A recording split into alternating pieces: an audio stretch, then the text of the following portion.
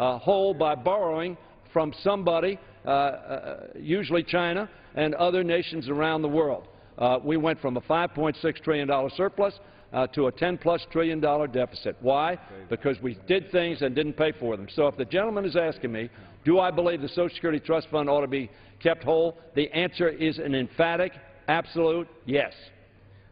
Mr. Speaker, with all due respect, I'd say to the gentleman, he has answered the same question in 2 different ways. And he's also gone off not in 7 different directions, but 9 or 10 when he starts talking about the former President George Bush.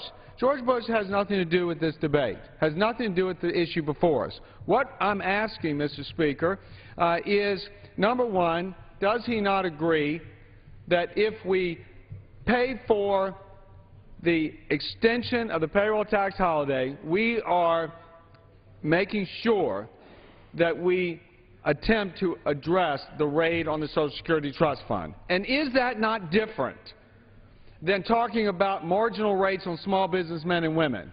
Is that not different in talking about keeping the capital gains rates the same on investors and entrepreneurs in America? We need to put investment capital back into the economy, the private economy.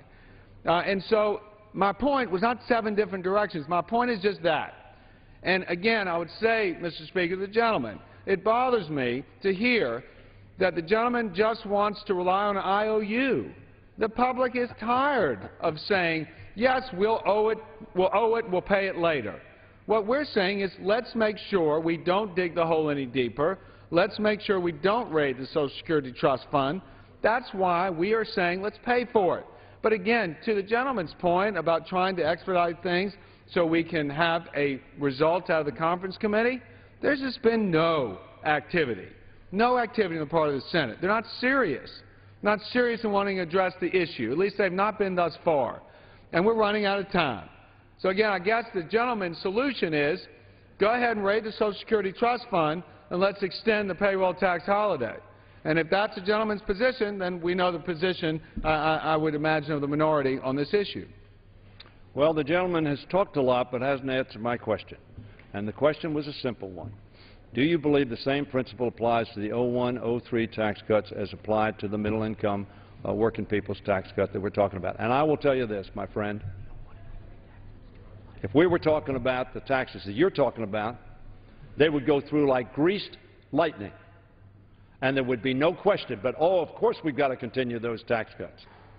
But when it comes to average working Americans, and the only way we can get them a tax cut, this is the first time we've really talked about real tax cuts for middle-income working Americans, it has got a logjam that it has hit, and it hit in December, and we came that close to not having that tax cut, and we're about to come that close again.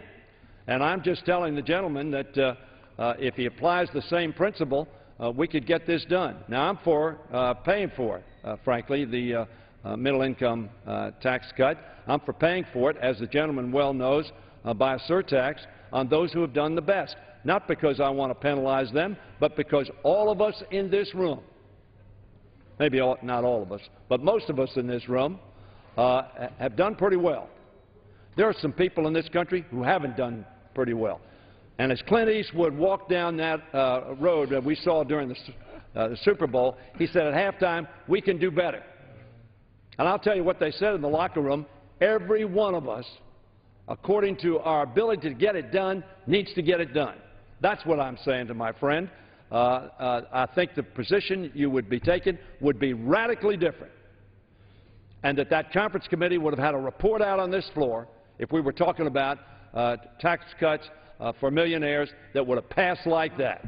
Absolutely. That's my position. I believe it. And very frankly, I think the American people believes it.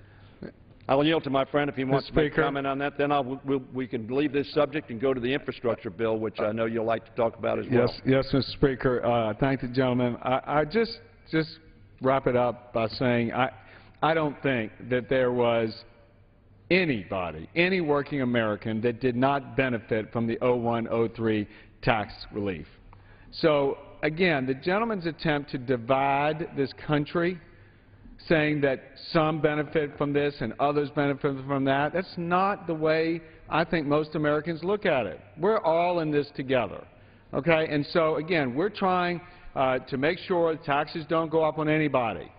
We're trying to do it responsibly. And the gentleman does and acknowledges that the payroll tax holiday involves a tax that is dedicated to the viability of the Social Security Trust Fund. And the gentleman knows that if we pass that bill, because of his insistence and the insistence of the leader on the Democratic side of the aisle in the Senate, the majority leader in the Senate, that we have to go ahead and just do it unpaid for, then we have created more of a problem and raided the Social Security Trust Fund. So again, if that's the choice, if the gentleman's saying that his side is not going to support an extension of the payroll tax holiday unless it's unpaid for, then I guess we know where we stand. And the American people know where we stand, because they'll force a raid on the Social Security Trust Fund. I thank the gentleman for his comment. The gentleman has a habit which, frankly, disturbs me, I will tell my friend. I didn't say that at all. As a matter of fact, my last comment was, I think it ought to be paid for. Now, let me explain what that means. I think it ought to be paid for. I have been consistent on that position. And frankly, I was consistent on that position on all of the bills that we passed through this House, including your two tax bills of 01 and 03. I thought they ought to be paid for. You thought they ought not to be paid for. And the gentleman talks about looking at the past. They didn't work out so well. They were supposed to grow our economy. They were supposed to explode jobs. We lost jobs in the private sector. The only reason we had a plus 1 million over 8 years was because we grew in the public sector. We lost jobs in the private sector on that economic program. It didn't work, in my opinion.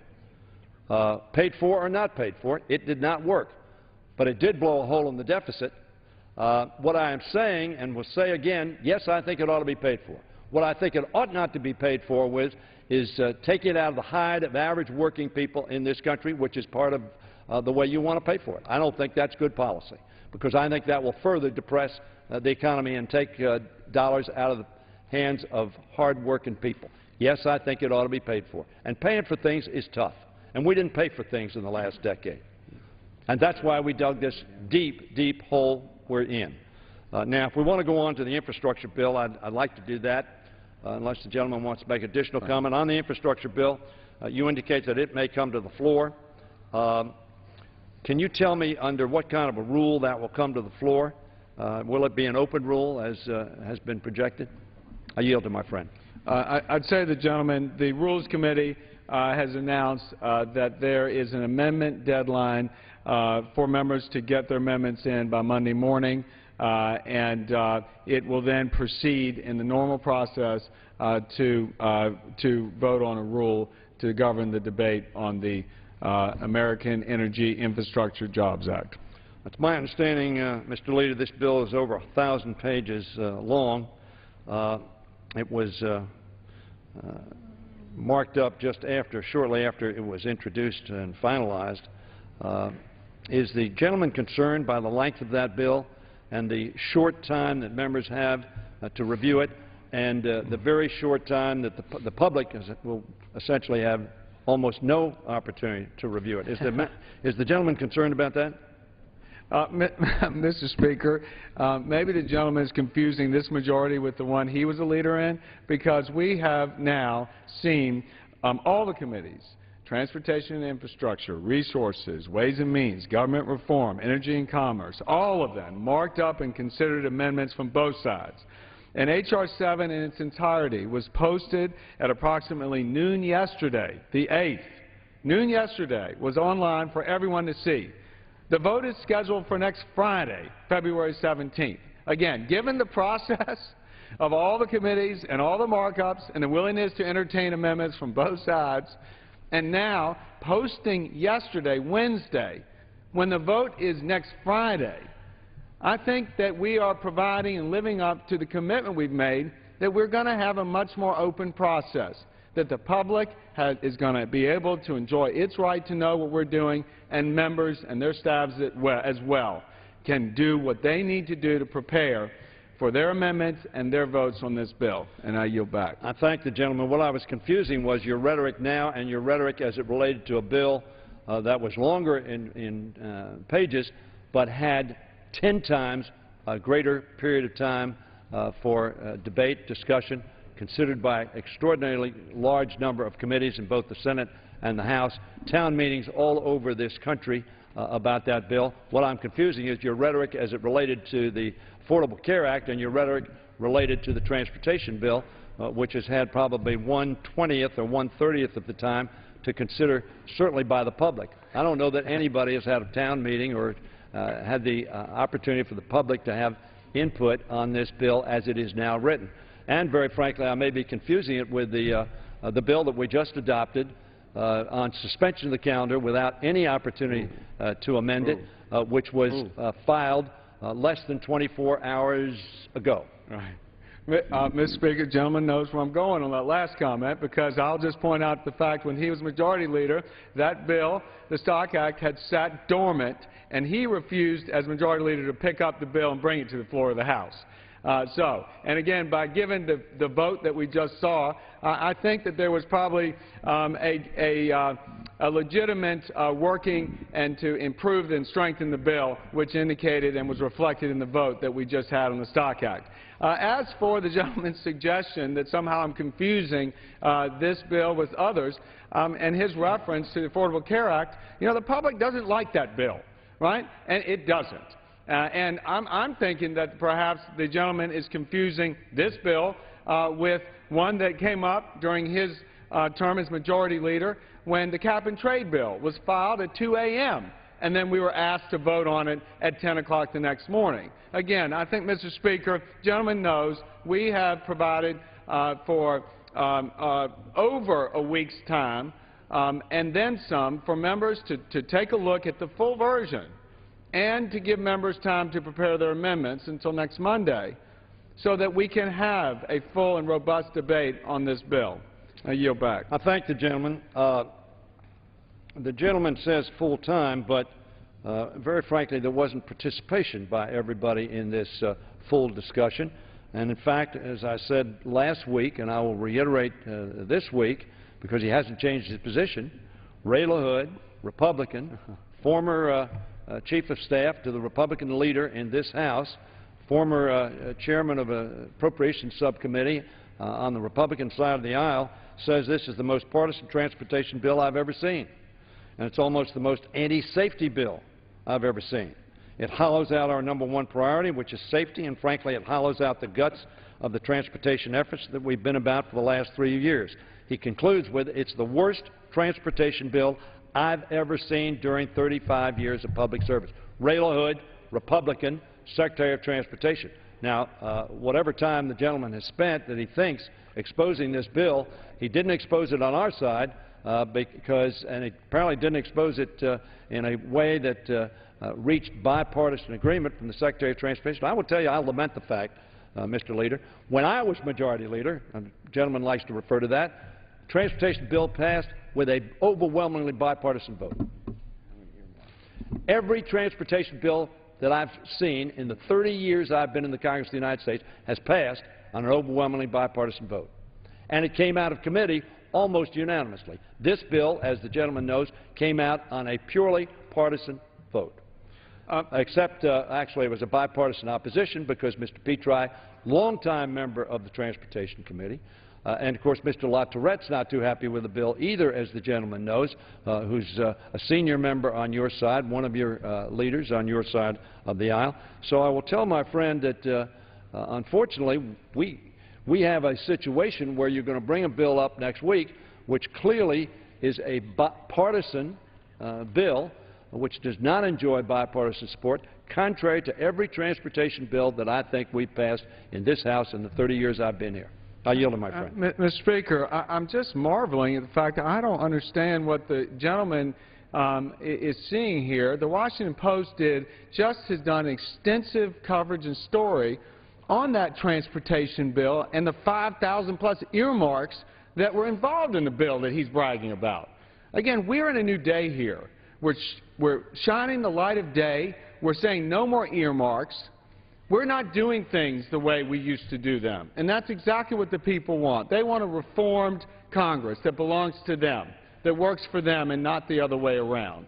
And so, Mr. Speaker, I would say to the gentleman, I look forward to his amendments that he submits for Monday to be considered by the Rules Committee so that we can proceed, as we have on so many bills, in an open debate on the floor of this House, unlike we ever experienced in majorities past. So I'd say to the gentleman, let's really try and agree. We have to reform this system. We are standing up for reform, whether it be no more earmarks, whether it be continued positing of positions online so that members have enough time to review, with open announcement of how long the amendment deadline is, with continued pattern of allowing for debate on amendments on both sides on the floor. I mean, you know, Mr. Speaker, we are trying to change this institution so it can actually live up to what the people are expecting, and for us to be able to abide by their trust. I thank the gentleman for that comment.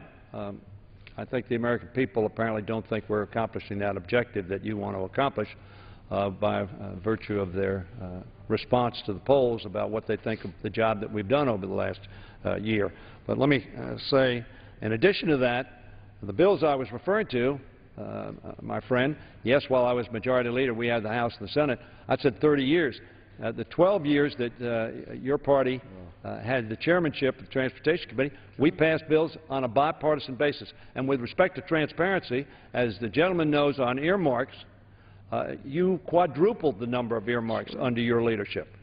Not your personal leadership, but under Republican control of the House of Representatives, quadrupled the number of earmarks. When we came in, what we did was said they all had to be online, members had to put them on their website, and committees had to identify where those came from. Now, personally, we made them very transparent. Now, you've eliminated them temporarily.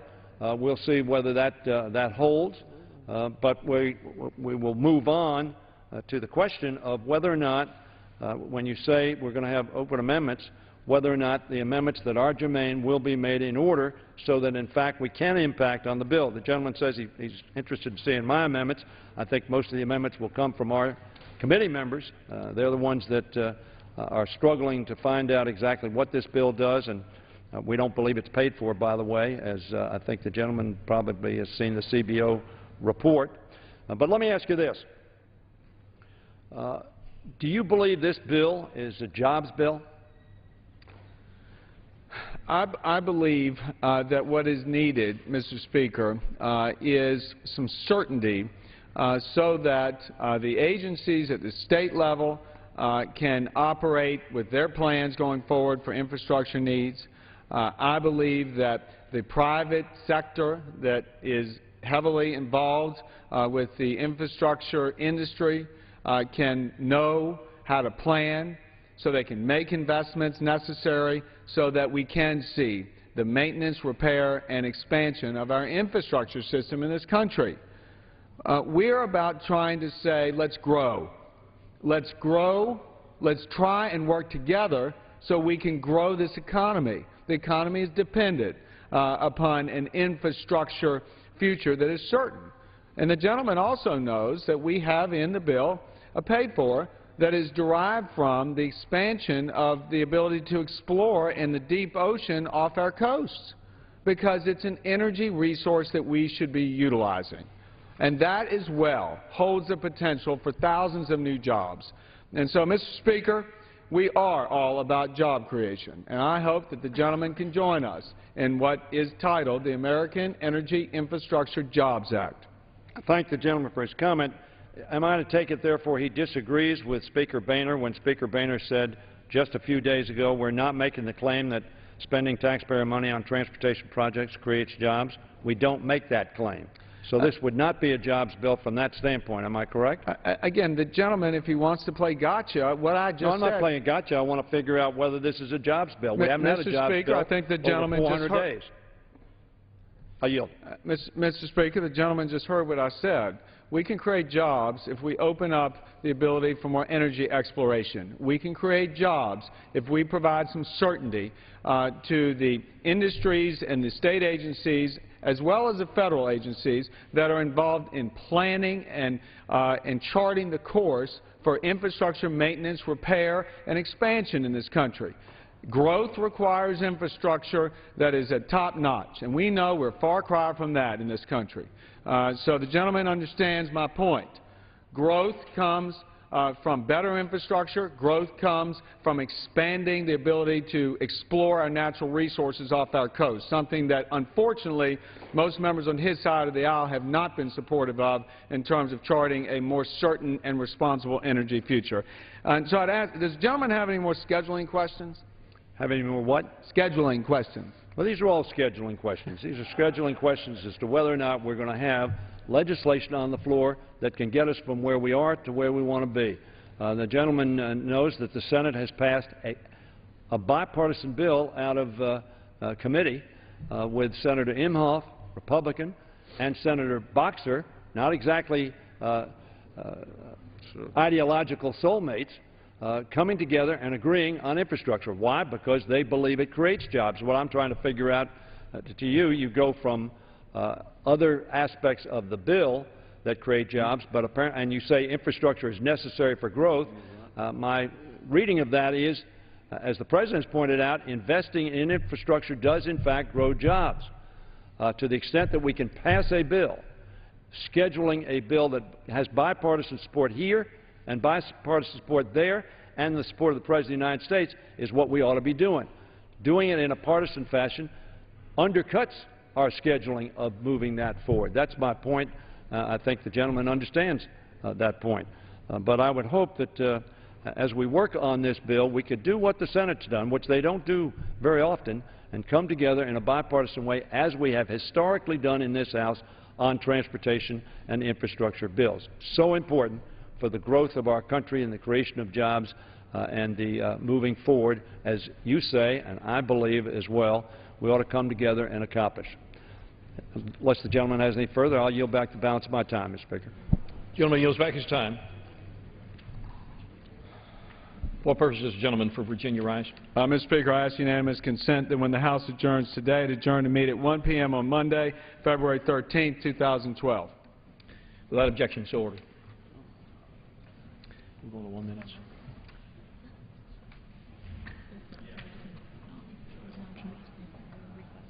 Yeah. It is now time to consider requests for 1-minute speeches. For what purpose does the gentleman from Pennsylvania rise? Mr. Speaker, request unanimous consent to address the House for 1 minute and revise and extend. Gentleman is recognized for 1 minute. Without objection. Mr. Speaker, Kelsey Lawmason, 77 of Orviston, Pennsylvania, in Pennsylvania 5th Congressional District, died on Monday, February 6th of this week. Senator in Clinton counties lost a great friend. Kelsey Lawmason lived his 77 years serving and making a difference in the lives of individuals and families and communities. He was an extraordinary, caring leader in many facets of life, from singing for area churches, organizing benefits for persons and families in need, and serving Curtin Township in his home community of Orviston. As a community leader, Kels demonstrated a deep commitment to serving his neighbors. His leadership within the Howard Area Lions Club and the Clinton County Fair represent just two of countless efforts he performed. He touched many lives and provided an excellent example to all who knew him. His determination, bright outlook on life, and phenomenal voice will be remembered. My thoughts and prayers are with his wife Barb, sons Wes and Dave, and the entire family. Kelsey Lawmason's kindness, professionalism, talent, and unselfish service will be missed. Rest with the Lord, my friend. I yield back. For what purpose does the gentleman from Tennessee seek recognition? Does the gentleman seek unanimous consent? Yes. Gentleman is recognized. 1 minute. Thank you, Mr. Speaker. What the public saw today in the House of Representatives was a stock act sold short. Unfortunately, what could have been an outstanding bill was changed by the Republican leadership by taking the two most important aspects put in the Senate bill out.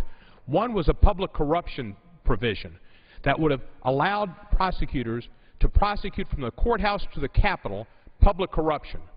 This was something Senator Leahy had, and in the House it was Representative Sensenbrenner, a Republican, passed unanimously by Judiciary Committee. But for some reason, unbeknownst to me, it was stripped by the leadership of the Republican side out of the bill. Democrats didn't have an opportunity to participate in the drafting of the bill, and what was the work of Louise Slaughter and Tim Walz was hijacked from them. Another most important provision was the political intelligence provision. It was taken out by K Street lobbyists working with the leadership late. That should not have been taken out. The two best parts of the Stock Act were sold short, and the American public should have had better today. We passed something, but not what we should have done. Mr. Speaker, I yield back the balance of my time. For what purpose does the gentleman from Ohio seek recognition? Gentleman from Ohio is recognized for 1 minute. Thank you, Mr. Speaker. Because government has spent money we don't have and borrowed money we can't pay back, our national debt now stands at $15 trillion. My daughter, Sarah, who's 2-year-old, now has $50,000 as her share of the national debt. Congress and the President have an obligation to make tough decisions to reduce spending so we can provide a brighter future for our kids. That's why I was proud to support the legislative line item veto and rescission act this week. The bipartisan legislation provides a constitutional line item veto and creates more checks and balances against runaway spending. Alone, it won't solve our problems. However, combined with a biennial budget and a balanced budget amendment, it can deliver our children, like Sarah, from a future of debt to one of opportunity. Thank you, Mr. Speaker. I yield back. For what purpose does the gentlelady from Nevada seek recognition? I'd like to address the House for 1 moment and to revise and extend my remarks. Does the gentlelady seek unanimous consent? Yes, I am. Gentlelady is recognized for 1 minute. Thank you, Mr. Speaker. Mr. Speaker, with the highest unemployment rate in the nation, Nevadans are struggling. That's why we in Washington should be focusing on creating good-paying middle-class jobs. Unfortunately, Washington Republicans are focused on a divisive ideological agenda. Our jobs crisis cannot be fixed by restricting access to mammograms for women. It's not going to be fixed by killing Medicare, by turning it over to private insurance companies, and it cannot be fixed by protecting taxpayer giveaways to big oil companies.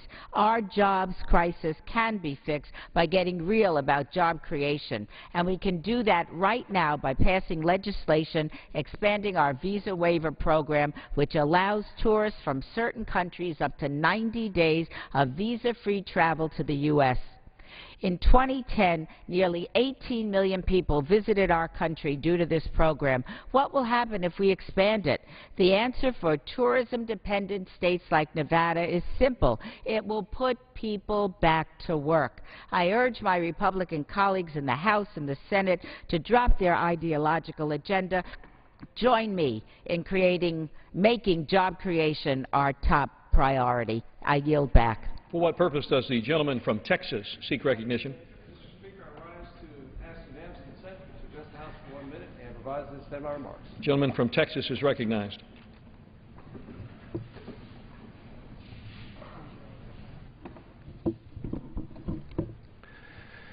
Mr. Speaker, February is Heart Month.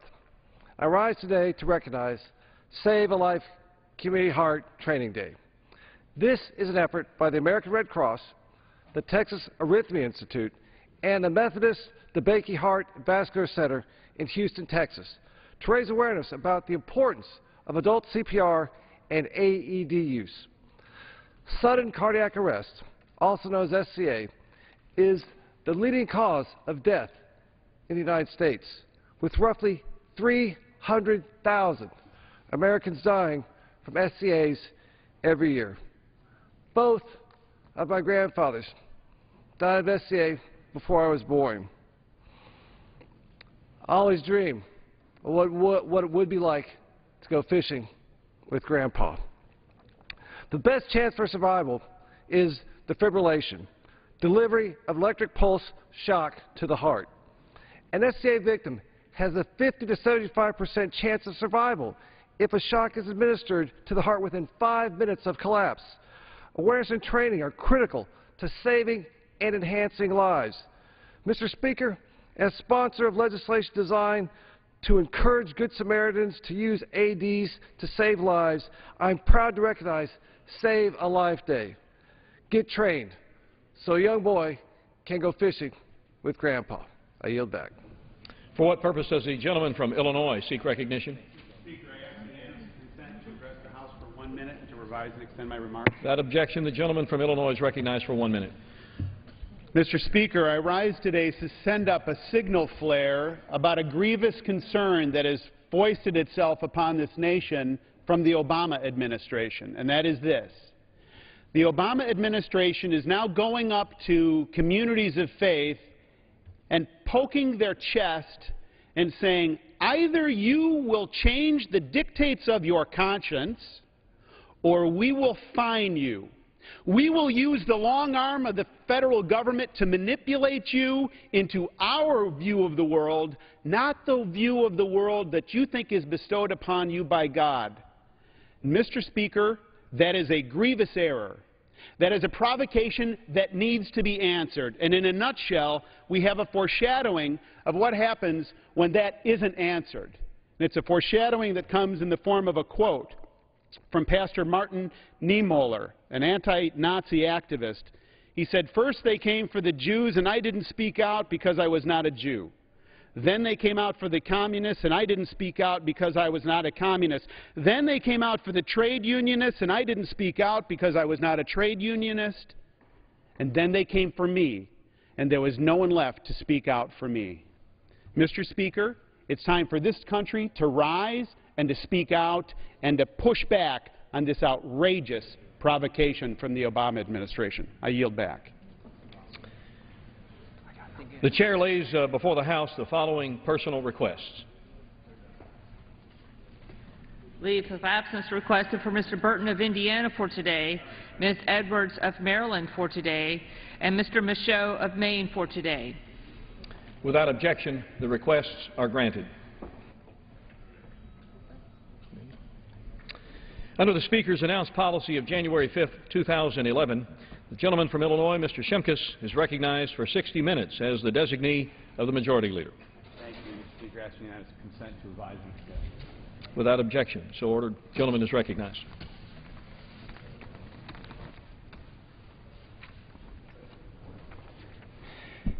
And before my Pennsylvania friends get all freaked out, I appreciate you letting me come to the floor for 5 minutes to do which is now a weekly constitutional of mine, and talk about high-level nuclear waste in Yucca Mountain. What I've been doing to set the stage is going around the country highlighting locations where there's nuclear waste throughout this country and just making the statement that it is in the national interest, and actually it's national federal law, that this waste be consolidated in a centralized storage facility. And so with that, I'll begin. Today we're headed to the great state of Minnesota, and we're looking at a nuclear power plant called Prairie Island. Now, Prairie Island has 725 million tons of uranium of spent fuel on site.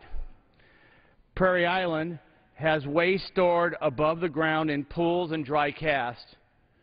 Prairie Island is in the Mississippi River floodplain, as you can see from the photo here.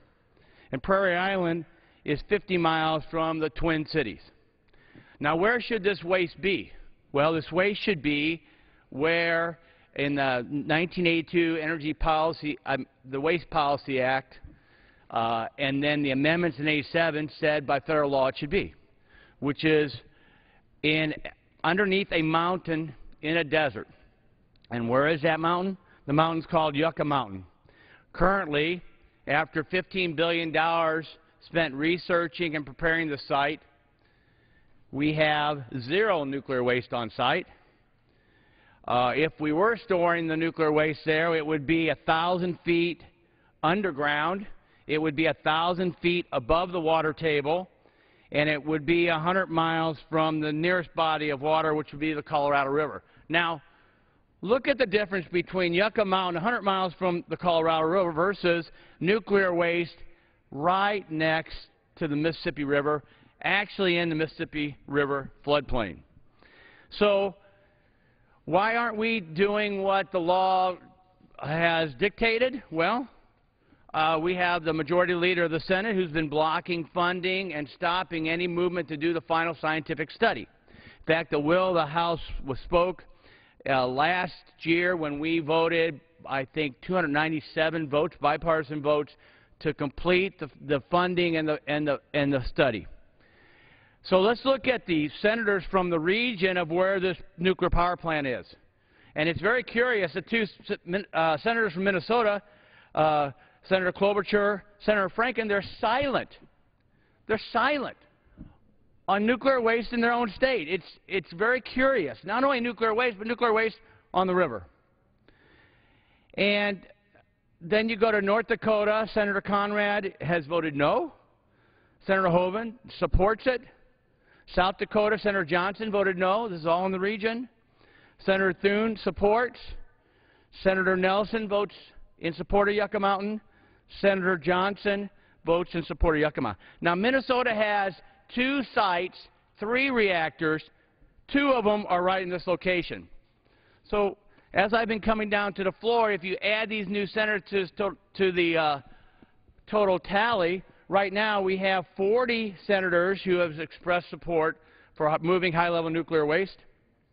We have 12 who are curiously silent on nuclear waste in their state or in their region, and we have 10 who have stated a position of no. It's in the best interest of our country, for the safety and security of this country, that we consolidate in a centralized location, underneath a mountain, in a desert, in the defined spot by law, which is Yucca Mountain. And again, I want to thank my colleagues and friends from Pennsylvania for allowing me to intrude upon their hour, and I yield back the balance of my time. Gentleman yields back his time. What purpose? Under the Speaker's announced policy of January 5th, 2011, the gentleman from Arizona, Mr. Flake, is recognized for 60 minutes as a designee of the Majority Leader. Mr. Speaker, I rise today to commemorate a milestone in Arizona's history, the centennial of our great state. After nearly 49 years as a U.S. territory, Arizona became part of the United States on February 14, 1912.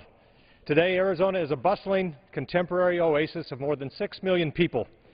Its natural wonders, the Grand Canyon, the petrified forest, the red rocks of Sedona, the painted desert, coupled with modern conveniences, most notably air conditioning, draw millions of visitors from around the world every year. But it wasn't always so. Early settlers, ranchers, farmers, and miners had to wonder what they'd gotten themselves into. Such was the case with my ancestors. Allow me to tell a sliver of their story, because it tells a little about Arizona's history. William Jordan Flake, my great-great-grandfather, arrived in Arizona Territory in 1878. When he bought a ranch on the Silver Creek, he was warned by the previous owners not to invite any other families because the land and water would not sustain them. Fortunately, he didn't listen. Soon the town of Snowflake was formed, becoming the hub of activity in what was then Arizona Territory. Not long after, William Jordan's son, James Madison Flake, was deputized, along with his brother, Charles Love Flake, to arrest an outlaw who had drifted into town. As they disarmed the outlaw reached into his boot, drew a weapon, and shot Charles in the neck, killing him instantly. James received a bullet in the left ear before returning fire, killing the outlaw. Just 3 years later, James Madison Flake sat at the bedside of his beloved wife as she passed away, leaving him with 9 children. "Once again, I must kiss the sod and face a cloudy future," he poignantly wrote in his journal. But like so many other pioneers who settled Arizona, he not only faced the future, he shaped it. Along with raising these children and many others that would come later, James Madison Flake involved himself politically in the issues of the day. Notably, he tells in his journal of attending numerous meetings and conventions around Arizona and in Colorado to promote the cause of women's suffrage. No doubt he was proud when, just after statehood in 1912, Arizona became the 7th state to approve the right for women to vote. Just a few years later, the nation followed with the 19th Amendment to the Constitution. James Madison Flake would be proud to know that Arizona has many women legislators, has had a number of women governors, and that the first woman appointed to the Supreme Court, Sandra Day O'Connor, is a proud Arizonan. He would surely be proud to know of Gabby Giffords, daughter of Arizona and one of this nation's enduring symbols of hope, who served this nation's House of Representatives so ably. Over the past 100 years, Arizona has been home to a number of colorful and transformative figures. Carl Hayden, Barry Goldwater, Mo Udall, John McCain. With so many unsuccessful presidential candidates, it's often joked that Arizona is the only state where mothers don't tell their children, someday you can grow up to be president. In fact, mothers get to tell their children something better. You have the privilege of being an Arizonan. One thing is certain. Because of the hard work and sacrifice of those who have gone before, Arizona's next 100 years promise to be even better than the first. Because in Arizona, the beauty of the sunset in the evening is only eclipsed by the sunrise in the morning. I yield back the balance of my time. Gentleman yields back at time. The Speaker's announced policy of January 5th, 2011, the gentleman from Pennsylvania, Mr. Thompson, is recognized for 52 minutes as a designee of the Majority Leader. Thank you, Mr. Speaker. I ask unanimous consent that all members may have 5 legislative days in which to revise and extend their remarks and include extraneous material on the subject of my special order. Without objection, so ordered. The gentleman is recognized. Thank you, Mr. Speaker. I rise today, Mr. Speaker, with colleagues from Pennsylvania to recognize the accomplishments of Joe Paterno, the longtime Penn State football coach who passed away last month. Paterno's accomplishments as a teacher and a coach rank him among the very best in the history of the country. His accomplishments were both on the field and on the campus. And I'm pleased today to be joined by a number of my colleagues from Pennsylvania, and pleased to yield to the gentleman from Pennsylvania, Mr. Kelly, for as much time as he may consume. I thank the gentleman, and I'm glad to be here with my colleagues from Pennsylvania. My thoughts of Coach Paterno go way back to the time when I was a really young guy in Butler, Pennsylvania, and Coach Paterno at that time was an assistant coach for Rip Engel. And Coach Paterno would come into our high school, and he was very close friends with my high school coach, Art Bernardi. But the thing I remember most about Coach Paterno, he had the ability to inspire you to do things that maybe you didn't think you could do. He had the ability to get you to go beyond being tired into being better. And as a young guy growing up, and he would come into our study halls and he would come into our halls, and I had a chance to go to Penn State many times to see him as an assistant coach, and always enjoyed the moments we had, and then go over his house with Mrs. Paterno, and he would say to Mrs. Paterno, hey, listen, these guys are hungry, can you get them a sandwich, can you get them something to eat, Suze? And they were always so nice to us, and the kids were small then. So I can understand the sense of loss that not only the Paterno family has, but the state of Pennsylvania, and in particular, Penn State University, because Coach Paterno was part of the fabric of that which is Penn State. He was the leaven that held Penn State together. He was the man that transcended not just football, because football was only a very small part of our life, but it was that game that taught us about life that was to come, and the adversity that you would face, and the problems that you'd have to solve, and the idea that, yeah, well, you may not have done it real well on that last play. The only sin was not getting up off the deck and getting ready for the next play. So I join my colleagues in Pennsylvania, and there's a deep sense of loss for all of us in Pennsylvania, and especially all those folks at Penn State who have lost a true leader and a true icon, not just for college football and not just for athletics, but for the American life. And so I am deeply indebted to Coach Paterno for what he taught us. I also am grieving with the family and with the rest of the state of Pennsylvania for the loss of a truly great American, Joe Paterno. And I thank the gentleman, and I yield back my time. I thank the gentleman for his comments, for joining us in honoring and remembering a great individual in Joe Paterno. It's now my honor to recognize Mr. Gerlach, another colleague that I've had the privilege and honor to serve with since coming to Congress, and yield to Congressman Gerlach for as much time as he may consume. I thank the gentleman and appreciate this opportunity to join you today, and thank you, Mr. Speaker, for this opportunity. I'm joining my colleagues from Pennsylvania in recognizing Coach Joe Paterno and the legacy he forged during more than 60 years at Penn State University.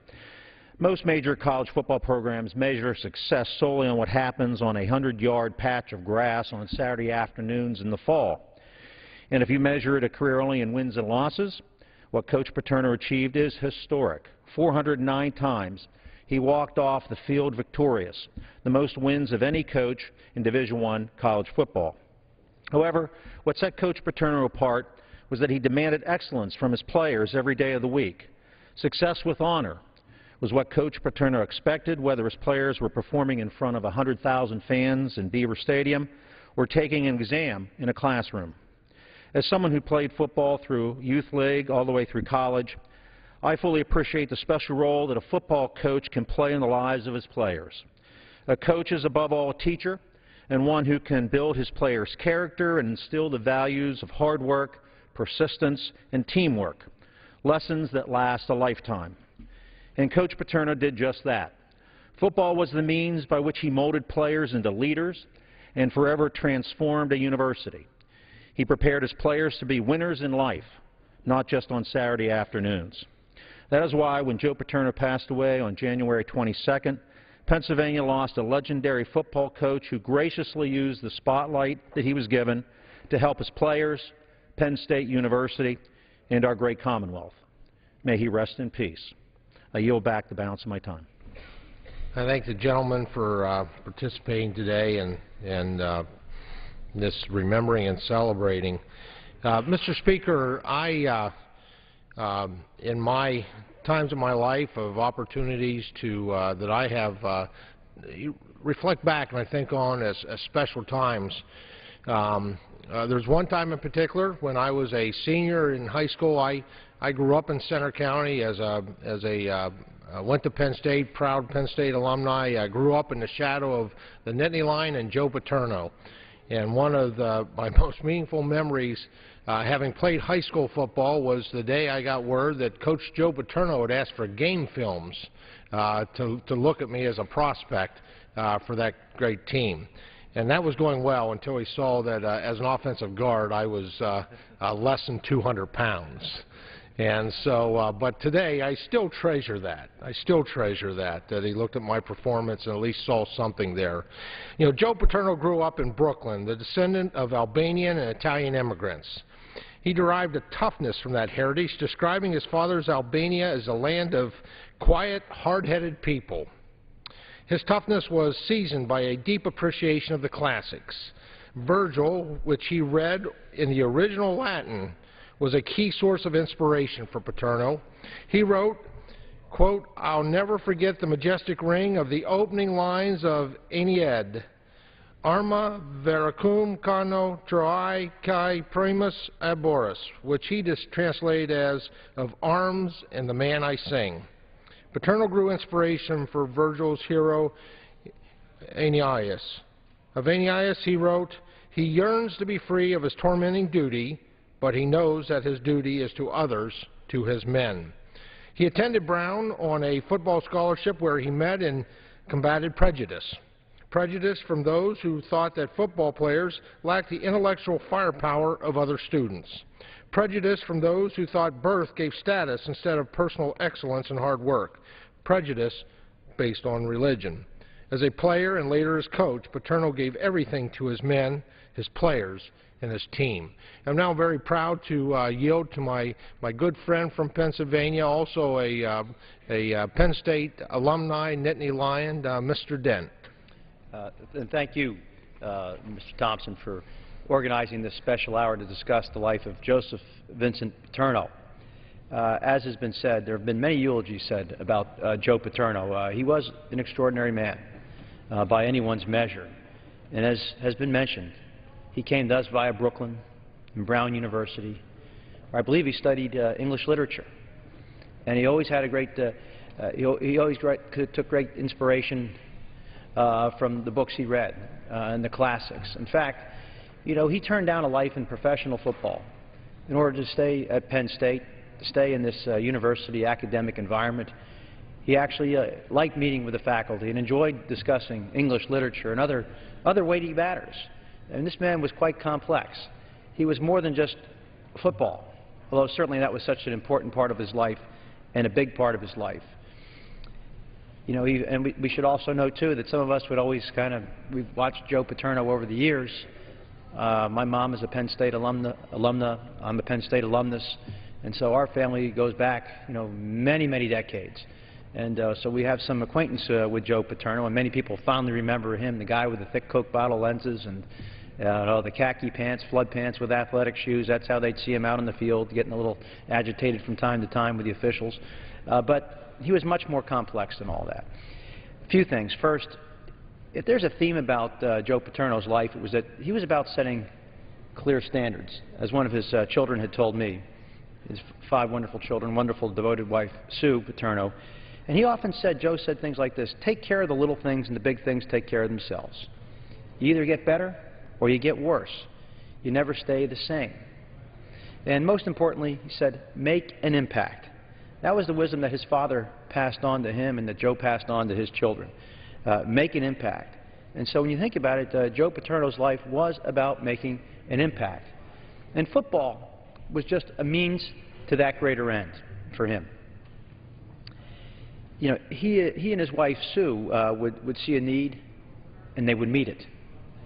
One small thing at a time, and until the big things, a legacy of philanthropy and caring, took care of itself. And they gave a lot of their own time as well as their own money. You know, and his son said something to me, and I'm just going to read this. One of his children sent this to me. He said, you know, over the years, Joe attended hundreds of dinners and functions, raising billions of dollars for Penn State, the Special Olympics. I know his wife Sue particularly was devoted to the Special Olympics, the Catholic Church, and education at all levels. And he said, I once asked why he did it, why he smiled when he signed his 30th autograph while getting a paper. And he said that with a twinkle in his eyes, quote, the moment they don't care about Penn State football, we can't do the things that matter, close quote. He understood that as a symbol and as a person, he had to let people own a piece of him to get them to buy into the bigger or the larger vision.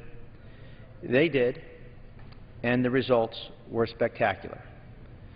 From the library, the Paterno Petit Library, to scholarships, to what's called Thon, the dance marathon, where they raise so much money for children with cancer. He said, my dad helped them all. He made an impact. And that's really what it was about. You know, it was often been stated, too, that Joe Paterno really wasn't supposed to go to Penn State at all. He was supposed to go from Brown University to become an attorney, as his father had expected. And, you know, and he told his dad at one point that, no, I'm never going to be a lawyer. He was enjoying Penn State. He enjoyed the football program. And his dad, he said his father took it all right, but closed with a mandate that drove him his whole life. And he said, quote, it's not enough for you to be just a good football coach. You need to make an impact. So that was imparted from his father on to Joe. And there are a lot of folks out there a lot of people who played football for him, who some of these were young men who had a lot of talent in many cases. Some of them were maybe a little bit pampered, as some athletes are at the high school level, who are quite good. And Joe could be a pretty strict disciplinarian for a lot of them. In fact, one of his former players, Kenny Jackson, who attended Penn State when I did, still calls him a teacher first. Hundreds of players called him a surrogate father. The lessons they learned translated across the whole spectrum of their lives, creating a living legacy, and that will make an impact decades past his passing. So there were so many people who spoke of him, and since his death, and just prior to his death, I spoke to some of his former players and friends who knew him well, and they often talk about the impact he made on their lives and how much they care for him all these decades after playing for him. In fact, there was one story, too, that I want to share. I remember back in the 1980s, there was a player named Bob White. He became an All-American, was on the national championship team, I think he even played in the NFL for a while. But I just remember how the Paternos took him under their wing. Apparently he was a fairly marginal student, had some trouble reading, in fact, and not very good at it. And Sue Paterno basically would give him books. And he would have to read the books and then give her a book report. I mean, this is the coach's wife taking an interest in one player who was academically not very strong at the time. Now today he's quite successful, does quite well, but I just wanted to share that story. It's one of those stories you really don't hear about. Or anonymous contributions that have been made by him that have been discovered recently because people have spilled the beans, so to speak, didn't want people to know that he was helping them. He did all these things without any recognition. He was an extraordinary man. He will be deeply missed. All I can say is that, he was a great Pennsylvanian, even if he did spend his first few years of his life in Brooklyn. He was very proud of that, by the way. I just want to say that I'll always have very fond memories of him. The university is a better place because of what he has done throughout his life, and I think we will always remember him. At this time, I'd like to yield to my colleagues. I thank the gentleman. Winning was important for Joe Paterno, and he won a lot. Last fall, he achieved a record, becoming with 409 wins and 136 losses, the winningest coach in Division I college football. His wins record surpassed legendary coaches including Bear Bryant in 2001, Bobby Bowden in 2008, and Eddie Robinson in 2011. Penn State is one of just 7 teams with more than 800 wins in its history, and Joe Paterno was active with the program for 704 of those games over 61 seasons with an amazing record of 514, 183 losses, 7 ties, or 73%. It's my pleasure and privilege now to yield to another great Pennsylvania congressman for as much time as he may consume, Congressman Lou Barletta. Thank you. Mr. Speaker, it's easy to judge Joe Paterno's career by the numbers. 409 career wins, which is a Division I coaching record, 37 bowl game appearances with 24 wins, 5 undefeated seasons, 62 years at one university, 46 of them as the head football coach. Many of those numbers will never be equaled or passed. But those numbers weren't the most important things to Joe Paterno. Joe coached the greatest players in Penn State football history: Franco Harris, Shane Conlon, LeVar Arrington, Kurt Warner, John Cappelletti, Kerry Collins. More than 350 of his players signed NFL contracts, 79 first-team All-Americans. But again, those numbers weren't the most important things to Joe Paterno. Here's what mattered to Joe Pa. 47 academic All-Americans, 37 of them first team, an 87% graduation rate in 2011, 20 points higher than the national average. And according to the New America Foundation, no achievement gap between its black and white players. Joe Paterno loved coaching at the college level because he loved preparing young men to succeed in life. He turned down several offers to coach in the NFL. He made far less than any other college football coaches. During the memorial service for Joe Pa, a native son of my district, Jimmy Cephalo of Pittston, captured the essence of his coach. Cephalo said, and I quote, "He took the sons of coal miners, and he took the sons of steel mill workers and of farmers in rural Pennsylvania with the idea that we would come together and do it the right way, the Joe Paterno way." Those thousands, literally thousands of young men taken from generally small communities looking for direction at a very young age. This is Joe Paterno's legacy, end quote. That sums it up perfectly. Without Joe Paterno, thousands of young men from the smallest towns and townships of Pennsylvania might not have received a quality college education. He saw all of these young men as his sons, and he wanted the best for each and every one of them. Outside of college football, Joe Pa lived a life as plain as Penn State's uniforms. He lived in the same simple ranch house for 45 years. His home phone number could have been found in the white pages. For years, he drove a Ford Tempo. His trademark rolled-up pants were not a fashion statement, but a practicality. He rolled up the cuffs to save on dry cleaning bills. But when it came to the university he loved, the university that educated his 5 children and thousands of his players, Joe Paterno was exceedingly generous. Joe Paterno, his wife Sue, and their 5 children announced a contribution of $3.5 million to the university in 1998, bringing Paterno's lifetime giving total to more than $4 million. Joe Paterno's personal life was humble. His humanitarian life was remarkable, and his professional life was legendary. I yield back. Thank my good friend for sharing his thoughts on Coach Joe Paterno. You know, among Joe Paterno's accolades in 46 years as head coach were 2 national championships, 7 undefeated seasons, 23 finishes in the top 10 rankings, and 3 Big Ten Conference championships since joining the conference in 1993. Joe Paterno had 24 bowl wins and 37 bowl game appearances, both of which are the most of any coach in history. In his many decades as a coach at Penn State, Paterno built a team dedicated to excellence on the field and off the field, as you heard many of my colleagues refer to today.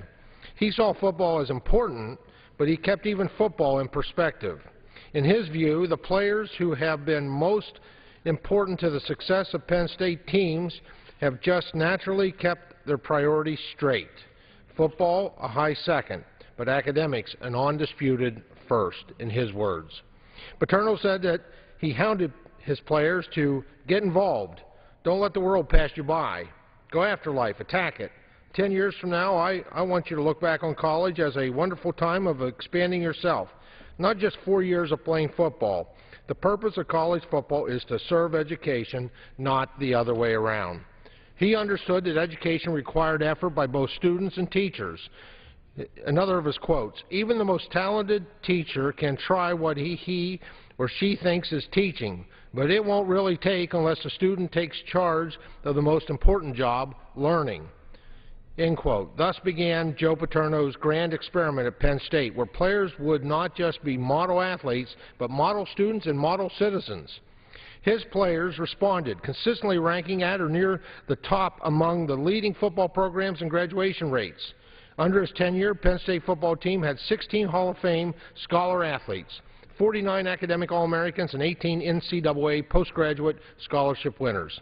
Penn State had more American academic All-Americans than all other Big Ten schools and ranked number 3 among all 120 football bowl division schools.